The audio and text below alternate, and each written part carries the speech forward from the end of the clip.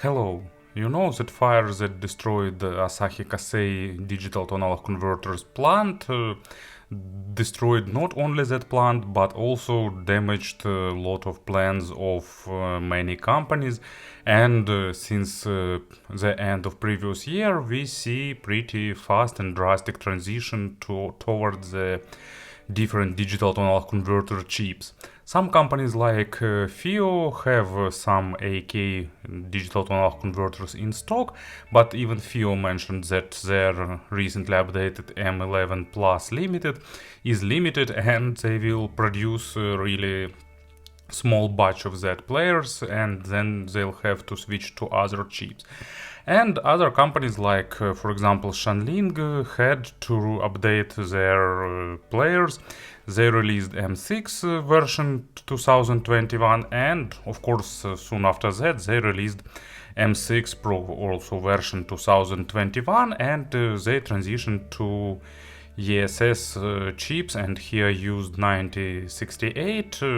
So probably the only company that benefit from that fire is ESS. And Shanling also take their chance to update their player in many other aspects. While they continue using pretty similar design and display, also chipset and other stuff, they drastically updated the audio part using new chip, new FPGA system for decoding, and also new amplification that allows them to provide 760 milliwatts for 32 ohms load. So in this aspect, player really pleasantly surprises. Also, it's pretty good in terms of battery lifetime. From balanced output you'll get more than 10 hours and sometimes up to 13 hours when load is not too tough to drive. From the single-ended output you'll get even more, and also here they've implemented their idea of switching to the single digital to analog converter mode. This player supports that too. You can turn off one of two digital to analog converter chips and the battery lifetime will be really long, so more than 15 hours and onwards. But to be honest, I don't think that this mode is widely used, because in dual digital to analog converter mode sound is better, so it's the main work mode for that. Besides that, it's a traditional Android player. Unfortunately, it's still based on the Snapdragon 430 chipset and uses Android 7, but thanks to 4GB of RAM, Shanling managed to achieve pretty good performance. And also it supports all that stuff like Wi-Fi, Bluetooth with all codecs, transmitter, receiver, so everything that you can expect from the modern digital player you'll get. Price is $800, and actually let's have a closer look. Package is traditional for Shanling with this embossed sleeve, looks pretty fancy with these rainbow colors. Here we can see that it supports aptX and aptX HD, HWVA, LDAC, MQA, 16x unfolding, double high-res certified, so all that aspects are done nicely. 4.7-inch screen, 34 GB of built-in flash memory, and that's probably it. So I already told about all technical specifications. I like their diagonal lid on the box. Actually, Shanling always pay attention to small details of design. Here is player itself. Let's put it aside and let's see what we'll get in the accessories set.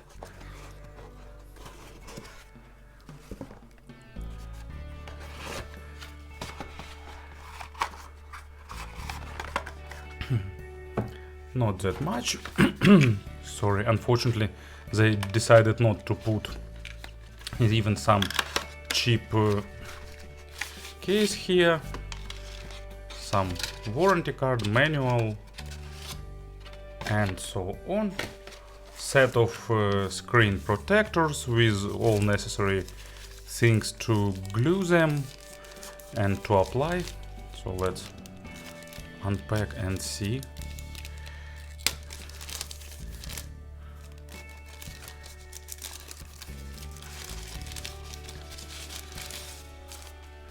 So wipes to clean the screen, then screen protector, and even that tool to remove the air bubbles. And here here will be USB cable, and that's it. So as you can see, accessory set is just basic, but it's common for this segment of players.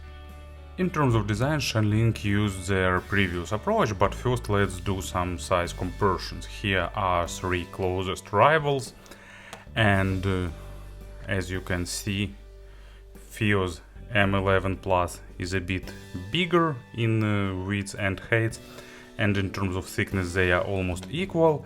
FiO is a bit heavier, and Harvey's R6 2020 is a bit shorter, a bit slimmer, and actually a bit more lightweight. So it's the most compact, this one is the biggest, but in general, in daily usage, it doesn't play important role. All three are about the same, on the same level in terms of carrying comfort. And design is traditional for the Shanling, this rounded sides with that notches to provide the more comfortable grip. Here it's a bit asymmetric. On the left side there are three buttons for for playback control, and also micro SD card slot. It supports cards up to 2 actually terabyte. I know that no such cards exist, but in future, if they'll appear, it will support them. Here is volume control, and also it works as an on-off button. As you can see, it's not protrude much from the side, but it's pretty convenient to click. It has nice well-defined click, and also here used good encoder.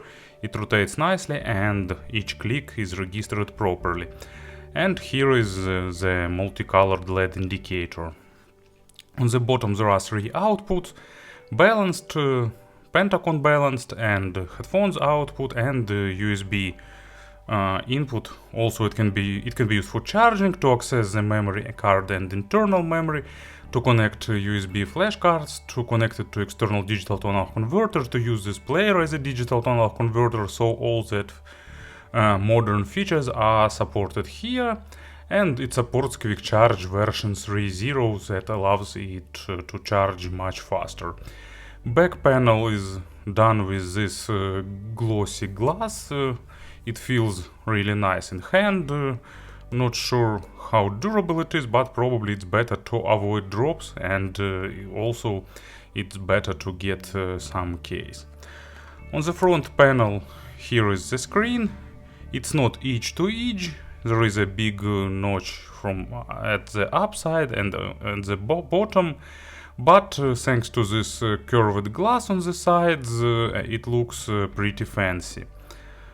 It's the maximum brightness, so 4.7 inches, good viewing angles, nice amount of brightness to be visible even after the bright sun. It has oleophobic coating, so it registers touches and swipes nicely, so in terms of gestures and other stuff it's pretty good. So design is traditional for the Shanling. It's really good, and I like their approach to the design. In terms of firmware, it's just traditional Android 7 with a few additions from Shanling, and probably the main one is that AGLA system, if I remember that abbreviation right, that allows third-party applications to bypass resampling as much as possible. If you've seen any reviews of previous Shanling players, you can skip this part using the time codes in the description. But if you haven't seen that and you're interested in the firmware of this player, or if you just like my voice, so let's spend some time, I will show it to you. Launcher is pretty traditional, with one exception, that Shanling's player widget. Also, there were no Play Store out of the box, but you can install it from the APK Pure and it will work okay. In this drop-down there are a lot of additional audio controls, so here is headphones out or line out, 3-level gain toggle, link to the audio settings in the settings. So here is that selection of output, phones out and line out, low pass filter modes, gain, 3 level of gain here, use single or double digital to-analog converters for the single-ended out, channel balance, boot up volume, maximum volume, wireless playback quality, so cancel, and you can select, and here you can also toggle the switch to enable AirPlay receiving mode. Not pretty logical place to put it, but anyway. And almost all that settings are duplicated here, so digital to analog converter, single, double mode, AirPlay, there is Android mode when you have access to this launcher and just launch player as an application, or there is a pure mode when there is no launcher and you get access only to the player. USB to digital to analog converter mode, or access to storage, screenshot and turning screen off. Pretty good widget, and also there is a separate application to update firmware and contact Shanling and so on. The most interesting part, of course, it's their player. You can see now playing screen, album cover, add to favorites, playlists, equalizer, and additional information and controls, so it's traditional. Also you can swipe for lyrics and for the additional information. Also here is the menu. Here it is, you can open it here, or the full menu, or you can also activate here that nice level indicator. And in the main menu there is search, a library update, works average in terms of speed, list of all songs together, if you like to listen to your whole media library with shuffle, browse by folders, albums, artists, genres, high resolution files separately, and playlist. So here is a list of albums. Sorry, let's go back. Here is the list of artists. You can select some artist and you'll get songs list, or you can get album list. So they solved this problem of grouping, providing user both values. You can select all songs by artist or browse by albums additionally. And playlist, nice, looks nice. You can create own. There are also favorites and recently played tracks. And Wi-Fi transfer for the music, access to the network access system, sync link, it's the tool for the remote control of player from other devices. Settings, language, follow system, sleep timer if you need, resume playback after boot up, automatic playback from transition from library to the now playing screen, skip folders, pause when headphones disconnect, replay gain, equalizer, just traditional linear equalizer, that's it. No fancy equalization, and also here you can activate this LHDC codec, I don't know why it's here, show album cover on the lock screen, theme black and white, VU meter theme, and reset media library. So you can select white one, also looks pretty nice, but I think that black one looks more audiophilic. Of course, I'm kidding, it's a matter of preferences, but to my eyes, black one looks better. In general, firmware is pretty nice, works okay, and Shanling already stabilized their code base. And of course, let's talk about the sound. For example, I will put on table Dunu ES112, their new great hybrids with electrostatic tweeters. Really interesting model, but of course I used much more other models, and this player really deal with almost all load with ease, but more on pairings a bit later. In terms of sound, you know, Shanling did a really good thing. Their M8 that I reviewed and many reviewed received a lot of positive feedback for its dynamic, engaging and emotional representation. And they basically, you know, in the software development it's called backported, when you have some new features and you port them to the older version of operation system, for example, or something like that. And it's the same case, they backported that type of sound representation to the more affordable player.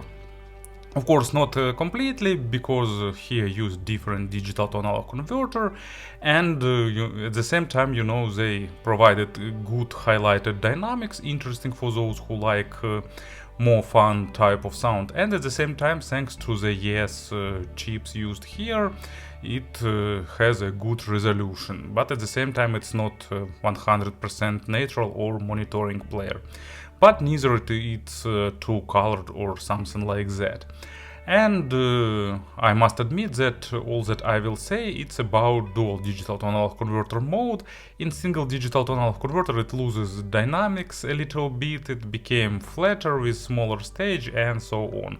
Change is not drastic, but it's still audible, and I don't see much sense in using that mode. So, bass is deep, it's going to the maximum depth basically, and stays there, really nice, really well controlled. A bit highlighted dynamics gives a bit more impact, gives a bit more focus on the small nuances and details, so this player sounds a bit hyper realistic and with a bit of fun. And please keep in mind, it's not highlighting bass itself, it's not adding low frequencies, it's not the player to boost low frequencies, no, it boosts the dynamics of low frequencies, while of course frequency response here is absolutely and totally flat. It's common for the sources anyway. But at the same time you'll get a bit of additional punch and so on. Tightness and all that stuff is highlighted. And as a first example, it's Diablo Swing Orchestra, Guerilla Laments. They have nice fun introduction with drum and some additional percussions, and that drum is really sounds tight and punchy with this player, and it sounds crazily fun. And so where it is, playlist, favorites, and actually one small drawback of Shanling's firmware, it's adding tracks to the playlist in some random order. Second example, it's Juro Reactor Dakota. It's just Juro Reactor with nice engaging bassline and lot of 3D effects that, thanks to this player, sounds good. It gives nice punchiness, and at the same time it gives interesting and pleasant upper mids to and big stage. And you can see I need, sorry, wrong tab. I need to go back and go to playlists again, so to show the next example. Mid frequencies is a bit shifted towards fun and engaging phase. They have a good resolution, but player not focuses micro contrast. It's not the player for those who like totally natural, flat monitoring representation with the highlight on the small nuances and details. Of course it play all that stuff, but at the same time it's a bit boosting dynamics here too, bit highlighting emotions and giving you a bit of that extra fun. Really nice weight distribution, I like it here, and male vocals getting a bit of additional weight, sounding more velvety, and female vocals getting a bit of additional crispness here. Imaginary stage is noticeably above average, not the hugest one probably, but of course big, with good instrument separation and with good depth layering. At the same time, it's not super demanding. Of course, it requires good and properly recorded tracks, but it's less nitpicking comparing with some players with natural and monitoring representation. So if you have some poor recorded stuff, this player will be a bit more forgiving, but of course it's not the greatest idea in general. And the first example, it's I hope I will pronounce it at least 50% correctly, Sigurður Rögnvaldsson, Dark Forest, and track name is Black Snake. I really like this project. I really like Sigurður work with guitar. It has a lot of instruments. This track has a lot of instruments. It's pretty well recorded, and it's sound engaging, fun, energetic, adding a bit of additional wow effect to this track. And the second example, where is playlist favorites? It's PJ Harvey, and it's example of the track that was on purpose not perfectly recorded. It's a bit dirty, bit vintage sounding, but this player does it best to not focus on that, and also it really nicely representing the emotional vocal of Polly Jean, giving you that the maximum of her voice and boosting it to the maximum amount. In terms of treble, everything is also pretty great here. It's not boosted, actually treble is pretty linear. While it's boosting dynamics on the mids and lows, on the treble this player doesn't do that. It just plays treble as is, natural, uncolored, not too forward, not too backward, not too smooth, maybe a bit of smoothness typical to Shanling, but actually, you know, no, absolutely not much, and probably it can be even not mentioned because it's definitely close to the natural one. Treble has good extension, control, layering is okay, but not superb, but okay, and proper attacks and decays, and good realistic sounding. It's especially important with that new fancy electrostatic hybrid model, so they sounding really realistic here. And as a first example, let it be Hiromi Uehara, Rainmaker. Her glorious performance during the Olympic Games opening was stellar, but she's great at every track, at every album, everywhere. And Rainmaker starts slowly with that high-pitched fortepiano sound that have a lot of rich overtones that goes to the treble area, and that player represents them nicely with good overtone saturation. And the second example for the treble, it's Anathema, Sunlight, also acoustic guitar, airy sound, interesting introduction, and all that stuff is also pretty treble intensive, not because it sounds bright per se, but because it has a lot of that overtones and decays and nuances, and this player delivers it nicely. And speaking about the pairings, absolutely universal, it can drive planars and power-hungry cans thanks to the powerful output, and at the same time with really sensitive models it's sounding also pretty nice and with low level of background noise. So virtually everything is done by this player is absolutely effortless and well. There is not much sense in if you have sensitive in-ear monitors that doesn't require any additional power, you can definitely listen them from the single-ended output in the dual digital tonal converter mode. In this mode, difference between two outputs isn't big. It's just a matter of power and also slightly better separation on the balanced out, but difference isn't huge. So if you have 3.5mm good cable, you can definitely use it. No need in using balanced output here, absolutely. But of course with power-hungry headphones, balanced output will do better job because of better output. And speaking about the compression, so it's comparing with the M6 Pro regular version or previous version, it's more dynamic, more fun, more engaging, and slightly more energetic. I didn't test M6 2021 version, unfortunately, and the previous version of M6, it's definitely inferior player. in almost all aspects, so it's a new generation of sound. Difference isn't huge, but still noticeable. And M8 by Shanling has similar representation, but at the same time better treble layering, more natural mid, so difference is noticeable there too. But two most close rivals is FIO M11 Plus Limited and Harvey R6 2020. So actually FIO is a bit more natural, bit less highlighting emotions and macro dynamics, and a bit more focused on the small nuances. Actually FIO is more natural and monitoring, in short. And actually Harvey R6 2020 is even more monitoring, so it's moving to the direction of FIO, but makes an additional step there. And that's the main difference. So that's all players that I used in the comparisons, didn't compare with any other depths. There are a lot of them, but it was the basic ones that I did A/B comparisons. And to summarize everything, Shanling really updated their player for the good, providing nice, fun, and entertaining and engaging sound. Maybe it's not 100% audiophilic, and because of that it's not like everyone's choice, and also it's of course lacking a bit more modern chipset, but in terms of sound and in all aspects that touches sound, this player definitely performs great and do its best to entertain you.